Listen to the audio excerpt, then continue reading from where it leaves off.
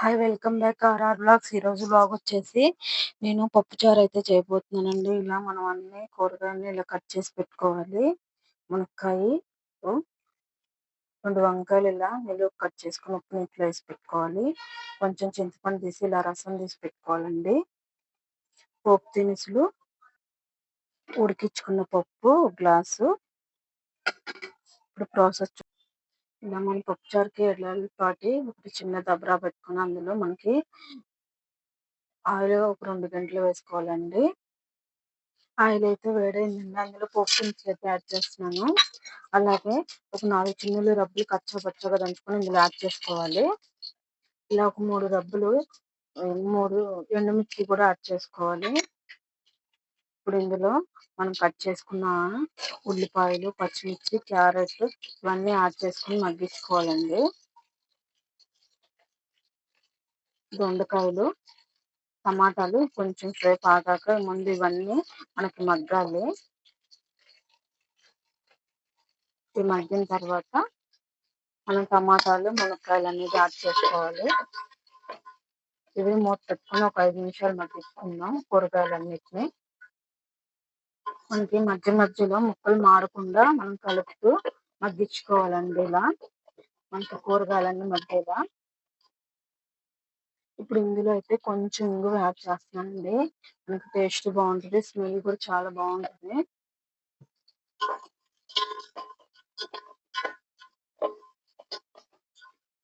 ఇప్పుడు మిగతా కూరగాయలు యాడ్ చేసుకుందాం. మునక్కాయలు,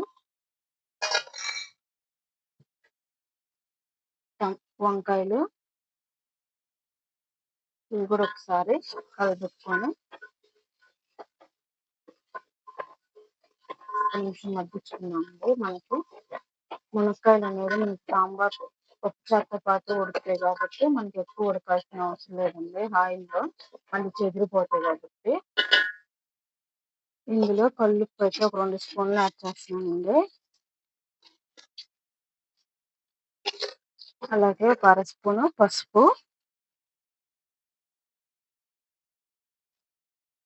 అలాగే ఒక 1.5 స్పూన్ మామిడి కారం అయితే యాడ్ చేస్తున్నాను. 1 స్పూన్ మళ్ళీ కూర కారం అనేది యాడ్ చేస్తానండి.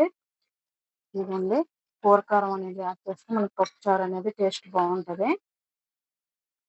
ఇప్పుడు ఉప్పు, కారం ఇదంతా మనకి ముక్కలు పట్టేలా కలిపిసుకొని ఒక నిమిషం ఉంచుకోవాలండి.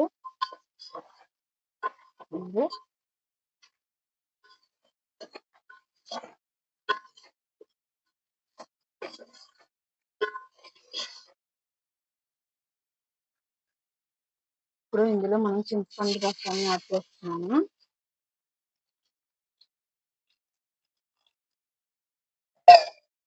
ఇది మనకి ఒక పొంగు రావాలండి.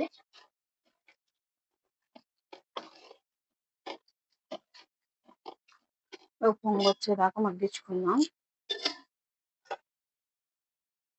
ఇవన్నీ మనకి ముందుగా ఉడికించుకున్న పప్పునైతే ఇందులో యాడ్ చేస్తున్నాను నేను.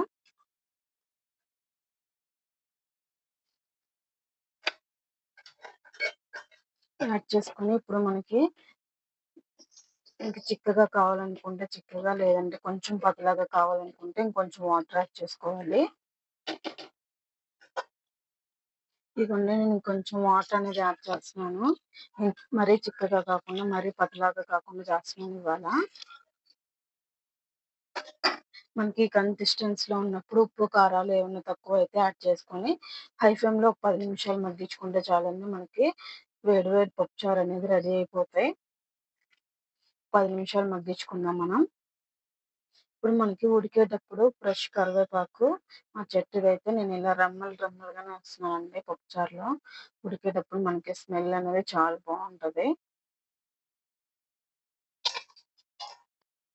ఇప్పుడు ఒక 10 నిమిషాలు మగ్గించుకుందాం చారునైతే. ఇదిగోండి మనకి సాంబార్ అనేది తెరులుతుంది.